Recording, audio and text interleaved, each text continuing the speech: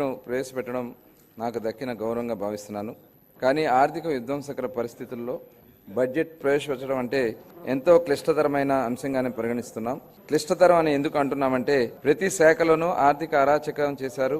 ఆర్థిక అరాచకం అని మేము చెప్పడం కాదు, నీతి ఆయోగ్ తన నివేదికలోనే వెల్లడించింది. ఆంధ్రప్రదేశ్ రుణ సామర్థ్యం 0కు చేరుకుందని, అంటే మన రాష్ట్రం ఇక అప్పు తీసుకునే వీలు లేని స్థితికి చేరుకుందని వెల్లడించింది. అంటే భారతదేశంలో మొత్తంలో అప్పు తీసుకునే శక్తి లేని ఏకైక రాష్ట్రంగా మన రాష్ట్రం మిగిలింది. ఈ పరిస్థితుల్లో బడ్జెట్ ను ఎలా రూపొందించాలని తలలు పట్టుకుంటున్న స్థితిలో ముఖ్యమంత్రి గారు చెప్పిన మాటలే మార్గదర్శకంగా నిలిచాయి. అధ్యక్ష, అణుదాడిలో విధ్వంసకరమైన హిరోషిమా నగరం లేచి నిలబడగా లేనిది ఆర్థిక విధ్వంసం జరిగిన ఆంధ్రప్రదేశ్ ను తిరిగి నిలబెట్టలేమా అన్న మాటల స్ఫూర్తితో ఈ బడ్జెట్ ను రూపొందించింది. అధ్యక్ష, గత ఏడాది మన రాష్ట్ర ప్రజలు ఎన్డీఏ కూటమిపై విశ్వాసం ఉంచి నవశకానికి నాంది పలికారు. రాష్ట్ర ప్రజలు ఈ అపూర్వమైన తీర్పుతో రాష్ట్రాన్ని సరైన మార్గంలో నడిపించి వారి ఆకాంక్షలను నెరవేర్చాల్సిన గురుతర బాధ్యతను మా ప్రభుత్వానికి అప్పగించారు. ఈ ఏకపక్ష తీర్పు బ్రాండ్ ఆంధ్ర పునర్నిర్మాణంలో మా నిబద్ధతకు పునరుత్తేజం ఇచ్చింది. గత ప్రభుత్వం తమ 5 ఏళ్ల పాలనలో సామాన్యులు ప్రశాంతంగా బ్రతకలేని భయానక మరియు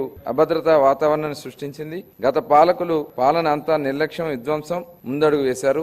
రాష్ట్ర విభజన తర్వాత అన్ని ఇబ్బందులు ఎదురైనా 2014-19 మధ్య కాలంలో మన రాష్ట్రం మునుపెన్నడూ చూడని రెండంకెల వృద్ధిని సాధించడమే కాక ప్రజల ఆకాంక్షలు నెరవేర్చింది. అయితే 2019లో వచ్చిన ప్రభుత్వం రాష్ట్ర పురోభివృద్ధికి అడ్డుకట్ట వేసింది. వారి చర్యలతో రాష్ట్ర అభివృద్ధి పురోగమన బాట నుండి తిరోగమన బాట పట్టింది. ప్రజాస్వామ్య వ్యవస్థలు దెబ్బతిన్నాయి. పరిశ్రమలను రాష్ట్రం నుంచి తరిమేశారు. యువత దిక్కుతోచని స్థితిలో వెళ్లింది. రాష్ట్ర ఆర్థిక వ్యవస్థ కుదేలైంది. ప్రజా సంక్షేమాన్ని మరిచి కక్ష సాధింపు రాజకీయాలు, ప్రతిపక్ష నోళ్లు మూయించడం పైనే గత ప్రభుత్వం దృష్టి సారించింది. ప్రజాస్వామ్యంలో ప్రభుత్వ మార్పు అనేది ఒక సాధారణమైన విషయం. అయితే గత 5 ఏళ్ల అవినీతి, అసమర్థ పాలనలో ఎదుర్కొన్న కష్ట నష్టాల తర్వాత 2024 రాష్ట్ర ప్రజలు తమ జీవితాల గురించే కాకుండా వారి పిల్లల భవిష్యత్తు కూడా ఆలోచించి ఇచ్చినది ఈ అద్భుతమైన తీర్పు. 93% సీట్లు, 57% ఓట్లు, అసాధారణ మెజార్టీతో ప్రజలు వారి పిల్లల భవిష్యత్తు మరియు సంరక్షణ బాధ్యతలను మా ప్రభుత్వానికి అప్పగించారు. మా ప్రభుత్వం అధికారం చేపట్టిన తర్వాత